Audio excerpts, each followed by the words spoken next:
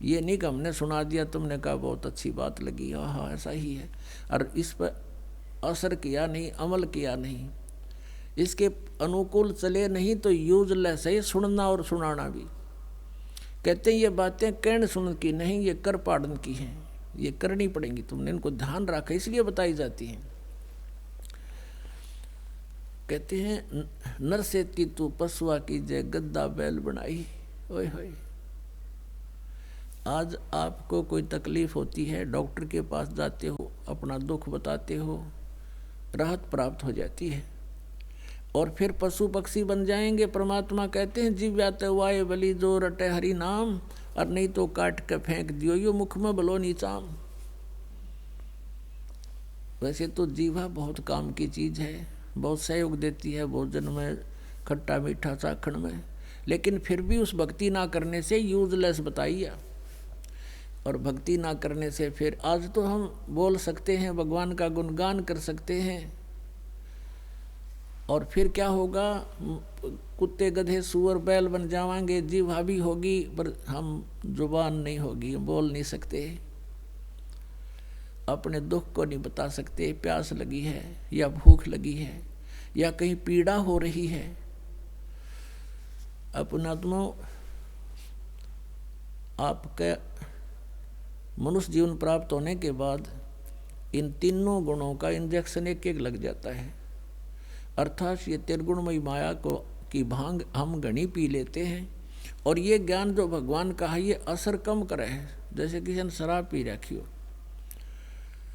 और उसको कोई बतावे कि तुम्हारे घर में ऐसी दुर्घटना होगी, वो नो सुनता रहेगा आँखें खोल के, और ना चल सके ना दुख पावे।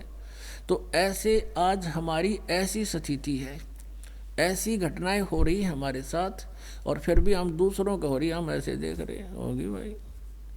तो हमने ये देखना चाहिए कि संत क्या बता रहे, इसका समाधान भी है। हमें डर लगना चाहिए, यदि हम होश में आ जाएंगे या भांग उतर जाएगी तो फिर होश में आवेंगे, जरा सी बात भी अंदर चुभेगी और सतर्क होंगे, और कई दिन तक हर बुराई से बचकर हम सीधा चलेंगे। इसलिए सत्संग सुनाया जाता है, कुछ दिनों में फिर भूल पड़नी शुरू हो जाती है, फिर सत्संग में आना चाहिए, फिर ताज़ा हो जाते हो, बैटरी चार्ज हो जाती है, फिर कई दिन तक ये फ्रेश रहती है आत्मा। अपने आत्माओं, इस दास का जन्म किसान परिवार में हुआ, और बैल के साथ जो बीतती है हम खूब परिचित हैं। सारा दिन खेतों में हल में जोता जाता है, समय पर चारा मिलता है, चाहे बीच में भूखा रहो चाहे प्यासा रहो, कति पानी नहीं मिला उसने। और एक घटना ऐसी घटी थी जिसने आज भी हमारी आत्मा को झंझोड़ रखा है, डर लगता है बहुत गना उन बातों को याद करके। एक बैल था, उसके पैर में एक 1.5 इंच लंबी कील लागी, एक सक्रिय पड़ा था, किधर गली में फेंक दिया किसी ने, और उसके कैप कट टूट गई थी ऊपर की, वो इतना लंबी कील सी हुआ करे सुबह जितनी। वो अंधेरे में सुबह सुबह खेत में ले जा रहा था, हाली उसके पैर में घुस गई, और वो था थोड़ा तेज चालन का बैल, वो जल्दी जल्दी चला तो उसके अंदर पूरी बैठ गई। अब वो पैर की लंग भी कर रहा था, चल भी रहा था। और एक धारणा होती है, देसी हिसाब किताब से ये कहा करते थे कि बैल अगर लंग करने लग जावे तो उसने रोका नहीं सारा दिन, क्योंकि उसके कोई नस पर नस चढ़ गई, रोकने से फिर वो कंडेम हो जाता। इस दृष्टिकोण से हाली ने सारा दिन काम लिया उसने, कहीं मैं इसको छोड़ दूँ, इसकी फिर पैर खराब हो जाए। तो वो लग कर डले पत्थर वो घुस गई अंदर नकील, थोड़ी बहुत खून खाना अंधेरे में दिखा ना। तो शाम के समय वो बैल बिल्कुल 3 टांग से आ रहा है, आते ही पड़ गया, सुबह उठा नहीं, मुँह बा लिया, ना चारा चरा, पैर सूज गया। तो पहले ऐसे ही ट्रीटमेंट से कोई देसी डॉक्टर था, वैसे पशुओं का काम करता था, उसको बुलाया। अब घुटनों तो ही सोई चली गई, उसका सोजस सब स्वेलिंग होगी। उसने कहा कि इसका बा आ गया पैर में, बा इस कारण से सूझ गया। उसके घुटने घुटने में बा गया, घुटने पर पट्टी बांधनी शुरू कर दी उस बा को खत्म करने की घटना। अब कील लाग रही खुर में पिछले पैर में और ट्रीटमेंट हो रहा घुटने का। अब वो बोल के नहीं बता सकता मेरे कहाँ पैर में कहाँ दर्द है। अब 1 महीने के बाद वो खुरों के बीच से पक के वो फूटा, वहाँ से मवाद निकला। जब उसको देखा देखी करी और तेरा गजब हो, ये तो खुरों में कील लगी है इसकी, वो निकलवाई एक चिमटी सी तय, इतनी लंबी कील थी। उसके बाद बैल स्वस्थ हुआ।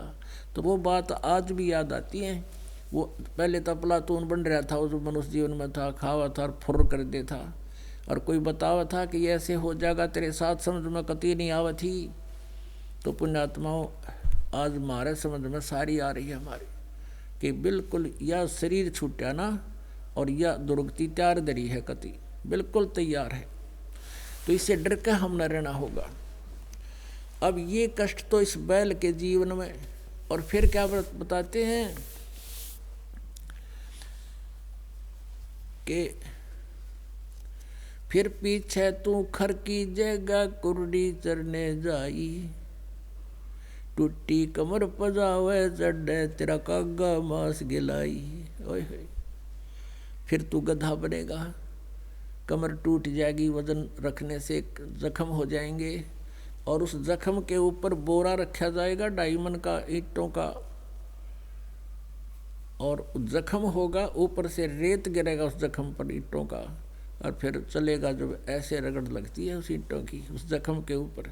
पुण्यात्माओं जरा सा यहाँ कोई आपके खरोंच आ जा और उस पर कपड़ा भी लाग जाना, आँखों पानी आता है। और उस समय उस प्लातून के जो टीटी पाक रहा था, पीवर लाओ था घुट्टी, और बर्बाद कर दिया मनुष्य जीवन, उसके न समझ में ना आई यह बात ऐसे बिगड़ेगी। अब गधा बन गया, ऊपर से कमर टूट गई, उस पर ईंट रखी है, ईंट चलते हुए ईंट ऐसे हिलती है उसको कति खुरच देती है। शाम के समय उसको कुमार मार देता लठ के बाहर जाए तू, अब तेरी रसोई भी बाहर बनेगी। बाहर करोड़ियों तो अपना पेट भरता है, काम करता है कुमार के, और वहाँ कौवे आ जाते हैं उसकी कमर पर बैठ कर उसकी चोंच मार मार कर टूटी हुई कमर को खाते हैं। ये कहर टूटता अपने ऊपर है, ये भगवान बताते हैं, लेकिन हम आज नहीं समझ पाते हैं। और फिर क्या समझेंगे जब किसी को आप बताना चाहते हो, जैसे ही आपने ज्ञान हुआ आप तो लग गए लाइन पे, आप अपने मित्र को उसके हमदर्द बनकर बताने की चेष्टा करते हो, तो वो अज्ञानतावश कहता है तुम बताओगे बिना भक्ति के गधे बनेंगे, कुत्ते बनेंगे, गधा बन जाएगा। तो वो कहता किसने देखा है, देखी जाएगी। अब किसने देखा है और देखी जाएगी, गधा बने पाछे आप क्या देखोगे, तो कुमार देखेगा। फिर डायमंड का बोरा होगा, कमर पर लठ मारेगा टांगा पे, आपने देखना तीब देखो, करो भक्ति, ले भगवान का नाम, बुराई त्याग दो और अपना सफल करो इस मनुष्य जीवन को। अब फिर यूँ कहें किसने देखा है, जैसे कोई अंधा जा रहा था जंगल की तरफ, भयंकर वन की तरफ, जिसमें भयंकर जानवर रहते थे, और आँखों वाला उसको कहता है कि सूरदास इधर मत जा, ये रास्ता ठीक नहीं तेरा, इस आगे वन है, उसमें भयंकर जानवर हैं, तुझे पाट डालेंगे, खा जाएंगे। और वो अंधा यूं के देखी जाएगी किसने देखा है, अरे जिसने देखा वो बता रहा है कि इधर गलत रास्ता है तेरा। अब वो अंधा आँखों वाले की तो मानना नहीं, और आप उसने दिखता नहीं तो मर कुएं में पड़ के फिर जा, देखना क्या होगा। तो ये संत थे, आँखों वाले थे, हम अंधे हैं। इन आँखों वालों ने देखा और बताया है कि ऐसा मत करो, ऐसा होगा। गरीबदास सौगंध साहेब की जम देगा बहुत तरासा, वो कसम खाकर कहते हैं कि भगवान की कसम तेरी बहुत दुर्गति हो जाएगी, तो ये बुराई छोड़ दे, ये सत भक्ति कर ले। फिर क्या बताते हैं, प्रेत सला पैजा बिराजे पितरों पिंड भराई, बहुर श्राद्ध खान को आए काग भये कल माही। अब देखो इनके काम, अब ये जैसे अंतिम संस्कार करते हैं, जब भी लटोटर करेंगे पंडित जी, और फिर 13वीं कराते हैं कि इसलिए फिर वो उनके अस्थियां उठा करके ले जाते हैं गंगा में डालने के लिए, किस लिए, किसकी गति करानी है तेरे पिताजी की, वह गति होगी। अच्छा भाई ठीक है। फिर 13वीं करेंगे, किस लिए, किसकी गति हो जाएगी, वह 13वीं भी कर दी। फिर महीना, पहले तो बूंदा सांग था, फिर महीना करा करते, फिर प्रत्येक महीने में, और फिर 6 माही, फिर 1 वर्ष के बाद, और फिर कहते इसके श्राद्ध निकालो। अब 13वीं में गति करा दी, अस्थि ठुआई तब गति करावे थे, 13वीं कराई जब करी वह भी गति के लिए, और फिर 6 माही वर्षों दी की वो भी गति के लिए, और फिर श्राद्ध शुरू कर दिए गति के लिए, पिंड भरवाए वो भी गति के लिए। अब परमात्मा कहते हैं, रे भोली सी दुनिया सतगुरु बिन कैसे सरिया, रे भोली सी दुनिया सतगुरु बिन कैसे सरिया। अपने लला के बाल उतरवावे, देखो कैंची ना लग जइया, अपने लला के बाल उतरवावे, देख कैंची ना लग जइया। एक बकरी का बच्चा लेके उसका गला कटैया, रे भोड़ी सी दुनिया सतगुरु बिन कैसे सरिया। अब क्या करते हैं ये भ्रमित किए हुए इन अज्ञानी नीम हकीम गुरुओं के द्वारा क्या धारणा बना रखी है कि अपने बच्चे के प्रथम बाल किसी इष्ट धाम पर जाकर कटवाओ, वहाँ चढ़ा दो उसके मंदिर में। इस उद्देश्य से बुढ़िया लेकर जाती अपने पुत्र वधू और पोते को, वहाँ नाई बैठा होता इष्ट धाम में, बाहर 2 रुपया में बाल कटते थे, उस इष्ट धाम का नाई 5 रुपये लिया करे, और वहाँ कोई नहीं देखता, क्यों जंगल में अकेला हो सब, तो कोई भी जाता है कि ले भाई जल्दी कर। तो बुढ़िया जाती है नाई के पास कि भाई नाई मेरे पोते के बाल काट दे, मैंने चढ़ाने हैं माता के मंदिर में चढ़ाने हैं।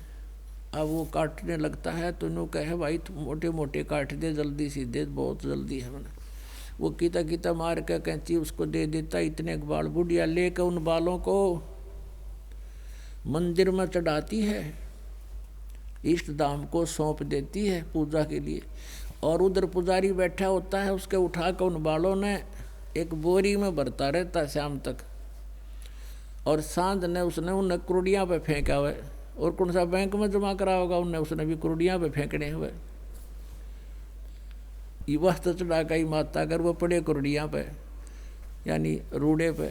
तो कहने का भाव ये परमात्मा का कि न क्यों समस्या पैदा करो, क्यों अपना समय व्यर्थ करो, इन कित्ते काट के कहीं डाल दो, आने कुरुड़ियाँ पे हैं ये।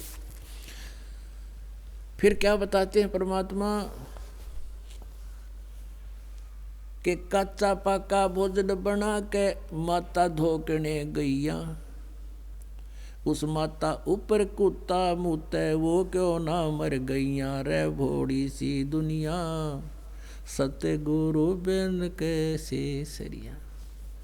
अब हमने देखी हमारी दादी पूड़े बनाया करती, माता धोकेंगे माता धोकेंगे, वो काचे पाके, वो तो पेरा ने कुत्ता ने खाना अंडरस्टूड होता है वैसे तो, वो बना के जैसा भी पूड़े चलते हैं। फिर कहाँ एक चबूतरा बना कर उस पर थोड़ी सी ईंट ला रखी होती है, इतनी मंडी ही बना रखी होती है, और कुत्ते तार खड़े रहते हैं आसपास कि बुढ़िया नीचे उतरे राम करा माता की सेवा। अब वो तो वहाँ पूड़े पाड़े चढ़ा के बुढ़िया तो नीचे कदम रखकर कुत्ते ऊपर, पहला तो माता का भोजन खावें, और चलते समय उसको धार लगावें, उसका चोटी मुँह थकावें। अब परमात्मा कहते हैं जय वह माता ऐसी समर्थ थी, कुत्ते की टांग क्यों ना तोड़ दी उसने, और तुम इस तरह डरो।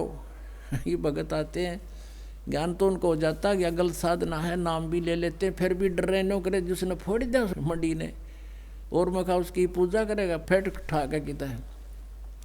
अब उसने डर लग गया, कहते या खा जा, इस कुत्ता बुत्ता या खा जाएगी तुमने, और आप पर 4 ईंट लाई, आप पर डरो उनते, उन्हें मार मोगरे फेंको एक तरफ ठा के। एक बुजुर्ग सा था, वो घना दुखी हो रहा था, सारे धक्के खा लिए थे, कहीं रात मिली कोई ना, और किसी ने बनवा रखा था कि ये थारे पितर सिद्ध हैं, तुमने इसकी महल बना दो, ना खेता में बनवा रखी एक मड़ी सी। फिर उसने नाम ले लिया, तो हमने कहा भी कोई पूजा तो नहीं करनी है। ने बोला जी मैंने खेत में बना रखी है, हमने वो पूजा करते हैं, मैं वो नहीं रखनी है। क्या उसने पाट दो, मैं पाट दे, उसने जाके वह पाट के फेंक दी, ईंटें झाड़ झूड़ का अपने रख ली एक तरफ ने। तो दुखी हो रहा था, फिर सारा मिल गया परमात्मा का। वो फिर आया तो एक और खड़ा था, वो ने बोला ताऊ तने वह पाड़ दी खेत वाली मंडी, बोला पाड़ दी, बोला क्यों कर पाड़ी, बोला दे का फाड़ी नो उथल दी ठा गए और फोड़ के ठा गए धर दी, कि बिजली पड़नी थी उसमें, मन ने तलाई थी वह 4 ईंटें। तो पुण्यात्माओं, इस प्रकार हम अज्ञानता के कारण ये डले ढो रहे थे। अब फिर क्या बताते हैं परमात्मा, कहते हैं जीवत बाप गेल लट्ठम लट्ठा ये मुए गंग पुचाइया। जीवत बाप गेल लट्ठम लट्ठा मुए गंग पुचैया, जब आवे आसोज का महीना ये कौआ बाप बनैया रे भोड़ी सी दुनिया, सतगुरु बिन कैसे सरिया रे भोड़ी सी दुनिया, सतगुरु बिन कैसे सरिया।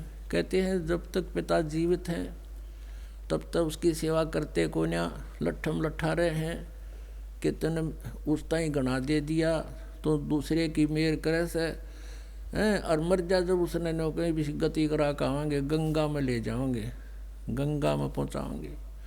और फिर कहते हैं गंगा में कहाँ पहुँचाते हैं, अस्थि ठा के गंगा में बहाने जाते हैं। पुण्यात्मा एक भक्त बता रहा था, एक बहन किसी उसकी भगत की जो भगतमती था नाम ले रही थी, और वो नाम नहीं ले हुआ था कि मैं नाम ना लूँ, क्योंकि पिताजी की अस्थि उठा के और गंगा में ले जानी पड़ती है और आपके गुरुजी मना करते हैं। वो इसी बात पर अड़ रहा था कि ना या तो मेरा नहीं समझ में आती और तो मान लेता मैं सारी बातें। अब क्या होता है, परमात्मा दया करते हैं, उसके ताऊ जी की मृत्यु होगी, यानी दूसरे दादा के, और उसके साथ वो पहुंच गया गंगा घाट पे अस्थियां प्रवाह कराने, उसकी गति कराने के लिए। तो वहाँ जाते ही एक पांडे बैठे वहाँ पर, उनका क्षेत्र बट रहा है कि इस क्षेत्र के आओगे तो वो वो पांडे हैं उनका, उनको पता चला भी कहाँ से आए हो, कहाँ से आए हो, पहले दूर से पूछने लग जाते हैं वो। तो वो कहता है, वो कहने लगा मैं वहाँ से आया फलाने गांव से, उस जिला से। तो वो कहता आ जाओ तुम हमारे हो, हमारे। वो दूसरे भाग्य आए का जो वो बुला लिए, वो खोल कर बई सी देखने लगे न, बोले जजमान इब कद बहुत दिन माए। उसका माथा ठनक्या, रे दुश्मन तुम्हारी रोज मरण की बाट देखे है। तो इन्हों बोला उस दिन मेरा पेटा भर गया, तो दुष्ट बैठे आड़े, ये दिनों बाट देखें कद मरण तोड़े आवे आड़े, जल्दी आवे। उस दिन पीछे फिर उसने उपदेश भी ले लिया और सारा ज्ञान समझ माने पाछे फिर तो ये बड़का के खेल दिखाई देते हैं, न कोई ना खेल कर। अपने पिताजी को नाम दिलाओ और सत भक्ति कराओ और सतलोक जाओगा, जरूरत है कोई ना नाडान की तो पड़े रही हो, फिर कोई मतलब है कोई नहीं इनका। तो पुण्यात्माओं, परमात्मा क्या बताते हैं कि कहाँ से गति कराने लगे थे, फिर पिंड भरवा दिए, इसकी गति होगी, फिर नो कहीं पितर बन गया यो अब पितर बन गया, अब इसकी पूजा करो, श्राद्ध निकालो। श्राद्ध निकालने लग गए। अब जब आसोज का महीना आता है उसमें 16 दिन पूजा करते हैं ये, अमावस्या से लेकर पूर्णमासी तक। और जिस तिथि को पिता की या किसी भी घर के सदस्य की डेथ हुई थी, जैसे 14 ने या छठ ने, तो उस आश्वज के उन 16 दिनों में तो वो छठ या जिस दिन मृत्यु हुआ सेलेक्ट हो जाती है, और उस दिन श्राद्ध निकालते हैं। और गुरुजी आते हैं, भोजन बनाते हैं और कहते हैं पहले भाई तेरे पिताजी को भोग लगाते हैं, छत पर रख देते हैं भोजन। और कौवा आता है, कौवे को भोग लगाना अनिवार्य है श्राद्धों में। और जब कौवा आ गया तो नो कहेंगे देख ले भाई तेरे पिताजी ने भोग लग गया, हो सकता है तेरा पिताजी कौवा बन गया हो। अरे तेरा गजब हो, कहाँ से गति कराने लगे थे, कौवा बना के छोड़ दिया। अरे बोड़ी सी दुनिया गुरु बिन कैसे ही सरिया। कहते हैं जीवित बाप गे लठम लठा और मुँह गंग पोचैया, जब आवे आसुज का महीना ये कौवा बाप बनैया। अरे बोड़ी सी दुनिया। पुणात्माओं, आदरणीय गरीबदास साहिब जी, जिनको गांव छुड़ानी जिला झज्जर के हरियाणा वाले, इनको परमात्मा मिले थे। परमात्मा ने इनको ये ज्ञान फीड कर दिया था इनके अंदर। इनका एक शिष्य था, गांव का ही किसान ही, ये भी किसान थे, और वो डेली आता था, बड़ा श्रद्धालु था, डेली आता था दर्शनार्थ। लेकिन एक दिन ना आया। गरीबदास साहिब जी ने पूछा कि बेटा बच्चा क्या बात है, कुशल तो है, आज पहुंचा नहीं तू, कल नहीं आया? तो कहता है जी कल मेरे पिताजी का श्राद्ध था इसलिए नहीं आ पाया। अच्छा भाई, और जी कल भी नहीं आन पाऊंगा, क्या कारण? कि कल मेरी माँ का श्राद्ध से। बोला अच्छा भाई ठीक है। अब रोज ज्ञान दिया करते, सारी समझाया करते, काम हुआ कि वह, क्योंकि लोक लाज और भूल भुलैया। अब परमात्मा ने गरीबदास साहिब जी ने क्या कहा, बेटा एक काम करना, कल जब तेरी माता जी का श्राद्ध तेरे पिताजी को यानी वो पंडित जी लगा लेना भोग भाग, तेरी माता जी ने छका ले, जब पूरी तृप्त कर ले, जब तू थोड़ा सा भोजन बाद में मेरे पास ले आइए, 2 आदमियों का। अच्छा जी ठीक है। अब उन्होंने सोचा गुरु जी कोई खाते होंगे, तो जब वो पंडित जी ने सारा काम कर लिया, पे उसके भोग भाग लगा दिया, कुछ वो कौवे जमा लिए, तब वो दो व्यक्तियों का भोजन लेकर के गरीबदास साहिब के पास आ गया। गरीबदास जी बोले वह तेरे माता पिता को छका दिया? उसने कहा जी, कह था भोग लग गया। बोला अच्छा आ जाते। उसको ले गया खेत में, उन्हीं के खेतों में गरीबदास जी ले गए, कहा जा मेरे साथ साथ। उस आदमी व्यक्ति ने सोचा कि कितना खेतों में कोई व्यक्ति होगा, उसके लिए भोजन ले जा रहे हैं गुरुजी। और उनके खेत में एक छोटा सा जलाशय था, जोड़ी थी, छोटा सा, खेतों में होता है, पशुओं को पानी पिलाने के लिए खोद लेते हैं, और उसके आसपास बोझड़े झाड़ बहुत घने उग जाते हैं ऑटोमेटिकली। उस झाड़ी से, उस जोहड़ से 1 किला दूरी पर, 200 फुट दूरी पर बैठ गए गरीबदास जी, और वहाँ से आवाज़ लगाई उसके माता पिता का नाम लेकर, जैसे अरे बिरखा आजा भाई, उसकी पत्नी का भी नाम लेकर आ जाओ तुम दोनों, तेरा पुत्र रोटी लाया है, तुम्हारे लिए भोजन लाया है। एक गीदड़ एक गीदड़ी भागी आई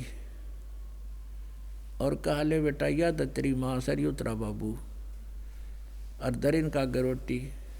और वो दोनों ने, वो तो लीला थी मालिक की, और दोनों लागे खाने ने। बोला रे तेरी माँ छिक्की तेरा बाबू, दोनों भूखे बैठे थे, तेरी माँ छिक्की नहीं, तेरा पिता छिका नहीं, और वो तुमने मूर्ख बना रहा। ये है तेरे माता पिता। तब वो उस व्यक्ति की बात समझ में आ गई, गुरुदेव कति भूल लग रही है अपने तो यार, वो तो हमें मूर्ख बना रहा है। परमात्मा ने फिर उसको बहुत अच्छी तरह समझाया गरीबदास साहिब जी ने कि बेटा बात सुने, जब तेरे माता पिता जीवित थे उस समय दिन में 2-2 बार भोजन खाते थे, और 3-3 बार भी खाते थे, चाय पानी भी पिया करते थे, हाँ जी। अब वो अगर भोजन खाते हैं तो डेली खवाना चाहिए, श्राद्ध डेली करो उसका। एक वर्ष में एक दिन एक बार भोजन करा देने से क्या वो तृप्त हो सकते हैं? फिर 364 दिन क्या खाएंगे वो? अब जवाब तो था नहीं, देखम देखा लग रहे थे। गुरुजी बिल्कुल सही हो, आज के बाद कति नहीं करेंगे हम। उस दिन उसने बंद कर दी और संघर्ष किया समाज से। तो कहने का भाव ये है कि पुण्यात्माओं, ये कति मूर्ख बना रखा अपने कोई नीम हकीम गुरुओं ने, नकलियां ने अपने पेट भरने का धंधा खोल लिया। एक जीता उदाहरण बताता है ये दास। मेरे पूज्य गुरुदेव जी ब्राह्मण कुल में जन्म था उनका, और 16 वर्ष की आयु में उनने क्या किया, वो हमारे एक कबीरपंथी संत मिल गए, ज्ञान सुनते रहे। 2-3 दिन वो गांव में रुका तो उनको प्रेरणा होगी। 16 वर्ष की आयु थी, खेतों में उनके किसान का काम करते थे वो, उनके घर वाले वो। और वो ब्राह्मणों के भी परंपरा के जो पंडित कहलाते, इनके भी वह खाऊ पंडित न्यारे हो, वो श्राद्ध काटनी है, ये नहीं है, ये तो वैसे वैदाली फीत है इनकी। तो वो पाली जाया करते थे, गायों की पशुओं की पाली जाते थे खेतों में। अब उनका कसूती प्रेरणा होगी जबरदस्त कि भई तो कुछ भी सांग कोई ना, यूँ सौदा फिरना ही संतो, यूँ सौदा फिरना ही, ये लोहे के साथ आओ जाते काया दे सराही। मनुष्य जीवन का एकमात्र उद्देश्य ये है कल्याण हो, पीछा छूटे। उनका यह बात घर कर गई। अब उन्होंने सोचा कि यदि मैं ऐसे जाऊंगा तो पीछे पीछे फेरा लेंगे, मेरे उड़े वहाँ शर्मा दर्द करेंगे गुरुजी के पास। उन्होंने एक स्कीम बनाई। खेतों में वन था, पहले वन बहुत हुआ करते खेतों में आसपास। तो शाम के समय अन्य भी कई पाली साथ से गवाले, और गुरुदेव हमारे जो थे वो, उनका हरद्वारी नाम था बचपन का। वो जंगल में चले गए, गहरे, बहुत गहरे चले गए। अब शाम का समय हो गया, पालियों ने आवाज़ लगाई, वो नहीं बोले। पालियों ने सोची पता नहीं कित लगा, वो सभी पशुओं को लेकर गांव में आ गए। गांव में आए तो घर वालों ने पूछा भाई हरद्वारी क्यों नहीं आया? उन्होंने कहा वो तो अंदर चला गया, हमने आवाज़ भी दी, वापस नहीं आया। तो उनको चिंता बन गई कि उस समय वहाँ बहुत से भयंकर जानवर रहते थे कि कहीं बच्चे को हानि ना पहुँचा दी हो, नहीं तो वापस आना चाहिए था अगर फ्रेश हो गया हो तो भी। इस डर से गांव के 10-20 व्यक्ति आए। उस टाइम ऐसी थी, लॉलटेन ले रखी मंदे मंदे प्रकाश की। और स्वामी जी ने क्या सोचा, एक कोई ताज़ा पशु खा रखा था, कोई ऐसे ही शेर ने या किसी अन्य जंगली जानवर ने, और उसके हाड पड़े थे, कति चाट रखे थे वह, और वहाँ डाल दिए वह अपने कपड़े पाड़ के, और उनको उसके ऊपर के घेर दिए, कुछ दूर तक घेर दिए, डाल दिए। अब अंधेरे का टाइम देखा, ढूंढते ढूंढते ढूंढते देखा रहे, ये तो यूँ पड़ा भाई, ओहो लड़का तो खा लिया किसी जानवर ने, कपड़े भी ये पड़े, अंधेरा था। करके इकट्ठे वो सारे अस्थि और कपड़े बना कर उसकी वह पिंजरी और शमशान घाट पर पहुंचा दिया और फूंक दिया, अंतिम संस्कार कर दिया। अब उसके वही शुरू हुए, वो अस्थि ठा के फिर डाल का उड़े गंगा में गति कराने के लिए। फिर 13वीं करी और फिर महीने शुरू हो गए, फिर पिंड भरवाए, फिर श्राद्ध शुरू हो गए। और वो चले गए पंडित चिदानंद जी के पास, वो अपना कल्याण करवा रहे हैं, उधर से उसके पिंड भरे जा रहे हैं, उनके श्राद्ध निकाले जा रहे हैं। जब वो हो लिए 107-8 वर्ष की आयु के, वो हमारे पूज्य गुरुदेव जी, पंजाब के अंदर एक तलवंडी भाई कस्बा है, उसमें उनका आश्रम, एक मोघा के अंदर आश्रम, और एक खन्ना के अंदर आश्रम, और एक नजफगढ़ में उनका आश्रम था। दुनिया का उद्धार कर रहे थे। अब इस दास ने उपदेश ले लिया था, इस दास को आदेश भी दे दिया था परमेश्वर मेरे गुरुदेव ने नाम देने का। तो उस समय उनको मालिक जाने क्या प्रेरणा हुई, वो अब तलवंडी भाई से चलकर अपने गांव पैंतावास, बड़ा पैंतावास दादरी के पास हरियाणा में, यहीं के रहने वाले थे, गांव में पहुंच गए। हमें पता चला कि गुरुजी आए हैं, तो दास भी वहाँ पहुँच गया। 2-4 भक्त मेरे साथ थे, वहाँ प्रणाम किया, बैठ गए। वहाँ उनकी एक भाभी बैठी थी 90 वर्ष की लगभग। बातचीत चली, गांव में बड़ा अचरज हो रहा था कि हम तो इसको मृत मान रहे थे, ये तो जीवित है, सारा गांव देखना हुए। हमने फिर उनकी भाभी जी से पूछा कि माई, जब हमारे गुरुजी घर छोड़कर चले गए थे तो तुमने पीछे से क्या सोचा? उसने फिर सारी कहानी बताई कि ऐसे ऐसे मैंने सुना था, और मैं जब आई यहाँ पर ब्याही तो मुझे इनके श्राद्ध निकालते पाए थे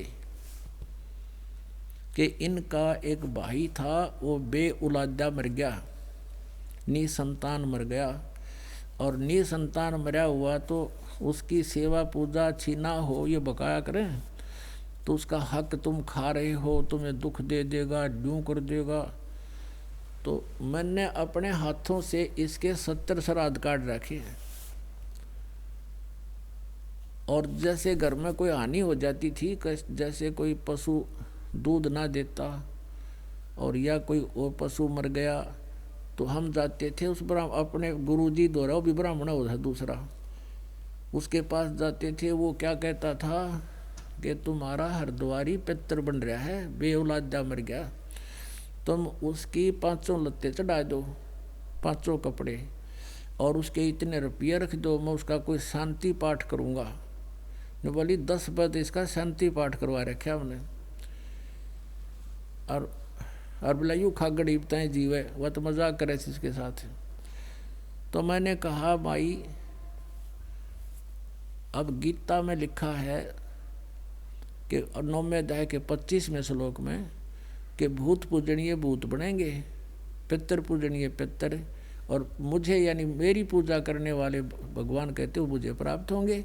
तो इब तो छोड़ दो इस श्राद्ध श्रूद निकालना, तेरी आँखें का प्रमाण किसे डले डो थे, ये तो दुनिया का उद्धार कर रहे हैं और तुम इसके श्राद्ध निकाल रहे हो, क्या यह झूठ नहीं है? ने बोली भाई झूठ तैसे, पर ये के छुट्टे हैं, या तो लाग रही है। मगा बाढ़ में जा, जान बूझ साची तो जय करे, झूठ तने और ताकि संगत है प्रभु सपने में भी ना दे। पुण्यात्मा, क्योंकि पहले तो हमारे माता ये बुजुर्ग थे वो अशिक्षित थे, अब हम शिक्षित हो गए। अब हम अपने उन सदग्रंथों को स्वयं देख सकते हैं जिसकी 8 महीनों के आकरते उस पुराण में ये लिखा है, उस पुराण में ये लिखा है, उसने अपने पितर के श्राद्ध करे, उसने ऐसा श्राद्ध किया। अब उन्हीं पुराणों में आपको दिखाते हैं सच्चाई क्या है। ये मार्कंडेय पुराण, एक रुचि नाम का पंडित था, ब्राह्मण था, और उसने वेदों को समझा पढ़ा कि अभी मनुष्य जीवन केवल परमात्मा प्राप्ति के लिए ही होता है।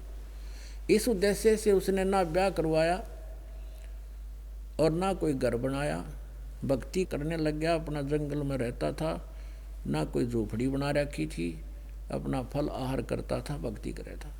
तो जब वो 40 साल का हो गया, 40 वर्ष का, उसके पिछले 4 पितर दिखाई दिए, पिताजी, दादाजी, दादाजी का पिताजी और फिर पर पिताजी, चारों भूत बन रहे हो पंडित जी। उन्होंने दिखा, उनको दर्शन दिए न्यू आकाश में और कहा बेटा तूने ब्याह क्यों नहीं कराया? ब्याह करा के हमारे श्राद्ध निकाल, ये बड़ा अच्छा कर्म है, श्राद्ध निकालने चाहिए। गृहस्थी का तो बहुत बड़ा धर्म से है, अतिथियों की सेवा करे, पितरों की सेवा करे, बड़ा पुण्य होता है, पुण्य में लोक प्राप्त होते हैं।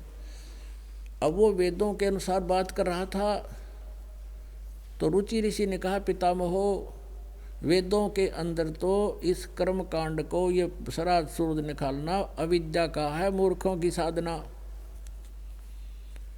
और वो ब्राह्मण थे, वो भी पंडित थे, और वो भी कह रहे हैं कि हाँ बेटा है तो ये अविद्या, वेद में तो ऐसा ही लिखा है। और फिर नुको नहीं बेटा ऐसा होता है, ऐसा होता है, ऐसा करना चाहिए, पितर न्यों दे देते हैं, पुत्र आप भूखे मरो के दे देंगे बता। अब क्या था कहने का भाव ये है कि आखिर में वो अपने कैसा बनवा दिया, भूत पूजना शुरू करवा दिया, भूत वो बनेगा। अब प्रमाण दिखाता हूँ, देखो ये है संक्षिप्त मार्कंडेय पुराण, सचित्र मोटा टाइप केवल हिंदी, गीता प्रेस गोरखपुर से प्रकाशित है। ये गीता प्रेस गोरखपुर से प्रकाशित है। इसके 243 पृष्ठ पे आपको दिखाते हैं। ये है संक्षिप्त मार्कंडेय पुराण, पृष्ठ 242 से शुरू करेंगे। 242 पे रोच्य मुनि की उत्पत्ति, रोच्य मुनि की उत्पत्ति कथा। मार्कंडेय जी कहते हैं, ब्राह्मण पूर्व काल की बात है, प्रजापति रुचि ममता और अहंकार से रहित इस पृथ्वी पर विचरते थे, घूमया करते। उन्हें किसी से भय नहीं था, वे बहुत कम सोते थे। उन्होंने न तो अग्नि की स्थापना की थी और न अपने लिए घर ही बना रखा था। वे एक बार भोजन करते और बिना आश्रम के रहते थे। उन्हें सब प्रकार की आसक्तियों से रहित एवं मुनिवर्ती में रहते देख कर उनके पितरों ने उनसे कहा, पितर बोला, बेटा विवाह स्वर्ग और अपवर्ग का हेतु होने के कारण एक पुण्यमय कर्म है, उसे तुमने क्यों नहीं किया? नो कहते तुमने ब्याह क्यों नहीं करवाया, हमारे श्राद्ध निकाल लो। अब गृहस्थ पुरुष समस्त देवताओं, पितरों, ऋषियों और अतिथियों की पूजा करके पुण्यमय लोकों को प्राप्त करता है, और वह सभा के उच्चारण से देवताओं को और सवधा के उच्चारण से। अब जिसे उन्हें डले डो रखे थे हुए फिर बताओ, पितरों का को तथा अन्न आदि बलि वैश्वदेव आदि से भूत आदि प्राणियों एवं अतिथियों को उनका भाग समर्पित करता है। बेटा हम ऐसा मानते हैं, ये तो कहते हैं हमारा मत है, ऐसा मानते हैं कि गृहस्थ आश्रम को स्वीकार न करने पर तुम्हें इस जीवन में क्लेश ही क्लेश उठाना पड़ेगा तथा मृत्यु के बाद भी तुम्हें दूसरे जन्म में भी क्लेश ही भोगने पड़ेंगे। रुचि ने कहा, पितृगण, अब देखो ये देखो ये सारे भूत दिखाई दे रहे हैं, ये चारों भूत दिख गए ऊपर। रुचि उनसे बात कर रहा है अपना आत्मा। अब रुचि कितना अच्छी बातें कह रहा है कि पितर। रुचि बोला, परिग्रह मात्र अत्यंत दुख एवं पाप का कारण होता है। अब ब्याह करवा लिया तो 36 झंझट हो जाएंगे मेरे जी ने, लेकिन उन्होंने अपने स्वार्थवश ये बका लिया तथा उससे मनुष्य की अधोगति होती है। यही सोचकर मैंने पहले स्त्री संग्रह नहीं किया। मन और इंद्रियों को नियंत्रण रखकर जो ये आत्मसंयम किया जाता है वह भी परिग्रह करने पर मोक्ष का साधक नहीं होता। ममता रूप कीचड़ में सना हुआ होने पर भी यह आत्मा परिग्रह शून्य चित्त रूपी जल से प्रतिदिन दुहा जाता है। पितर बोले, बेटा जितेंद्रिय होकर आत्मा का प्रक्षालन करना उचित है, पर किंतु तुम जिस मार्ग पर चल रहे हो वो तो मोक्ष मार्ग है। देख कितनी बढ़िया बात कहे कि तू तो मोक्ष प्राप्त कर लेगा, और ये फिर उल्टा खींच के लावा अपनी कीचड़ में, वो तो मोक्ष मार्ग है। और रुचि ने पूछा, पितामहो, वेद में कर्म मार्ग को अविद्या कहा गया है। ये भूत जो सलाह तुम मुझे दे रहे हो वो कर्म तो अविद्या है, मूर्खों का कार्य बताया गया है, फिर क्यों आप मुझे उस मार्ग पर लगाते हो? पितर बोले, ये सत्य है कि कर्म को अविद्या ही कहा गया है, इसमें तनिक भी मिथ्या नहीं। फिर टट्टू रह गया, बता फिर क्या रह गया? वेद को वो भी मानक ऐसा ही सत्य है। और रुचि उनसे रो ही रहा है कि तुम मुझे क्यों नरक क्या भागी बना रहे हो? वेद में तो इसको अविद्या मूर्खों की पूजा बताया है। और परमात्मा कहते हैं, वेद पढ़े पर भेद न जाने, ये बातें पुराण 18। और जड़ को अंधे पत्ते खोआ वयो भूल गया सिरजनहारा। अब ये नकली संत कहते हैं ये श्राद्ध निकलवानी ये न्यू क्या करें। कहते हैं एक बार वनवास में थे श्री रामचंद्र जी और सीता जी, उसके पिता के श्राद्ध आ गए। और सीता ने वहाँ श्राद्ध किए थे उनके जंगल में, और उसके सारे पूर्वज दिखाई दिए थे हैं। उनके सारे पूर्वज वहाँ आ गए थे और सीता सकुचा गई थी, उन्हें देख कर शर्मा गई। बड़े बढ़िया इंजेक्शन लाओ है ये। अरे भले आदमियों, तुमने गलत साधना करवा के भूत पुजवा के सारे भूत बनवा दिए, वो भूत बने दिखेंगे और क्या दिखेंगे, कौन से स्वर्ग में चले गए या सतलोक चले गए। अब जैसे रुचि के ये चारों ये पितर दिख गए, ये भूत बन रहे सारे, उसने नो के तो ब्याह करवा ले, हमारे श्राद्ध निकाल दे, मर गए भूखे। अब पुण्यात्माओं, एक सूक्ष्म शरीर होता है शरीर का, जीव का, ये स्थूल तो यहाँ रह जाता है। सूक्ष्म शरीर में जब तक इसकी देह परिवर्तित नहीं हो जाती, कोई दूसरा शरीर नहीं मिलता, तभी तक ये उस एज इट इज स्वरूप में रहता है। और इसको ये आभास रहता है कि मैं ऐसे तृप्त हो जाऊंगा, मुझे ऐसे सुख मिल जाएगा। तो ये इसकी भ्रमना होती है, इसका एक भ्रम होता है। तो उसी आधार से ये सब ऊपर भूत पर नौके ने दिखाई दे गए रुचि को, और उसको कहते हैं तू ब्याह करवा ले और हमारे श्राद्ध निकालना। और वो नाट्य क्यों, तो पाप में भागी बना रहे हो मुझे, ये अविद्या का कार्य है। और वो खुद भी मानते हैं, कहाँ इसमें कोई तनिक भी मिथ्या नहीं है तो ये अविद्या ही। और फिर भी नौके ना ऐसा है ना, पितर यूँ कर देते हैं, पितर ये कर देते, वह फिर सुना दी, उन्हें सीख ली, शुरू कर दी सुनानी, और रुचि को मूर्ख बना दिया। आखिर में उसने ब्याह करवाया और फिर उस पंख में, उसी गारा में उसको भी डाल दिया। तो पुण्यात्माओं,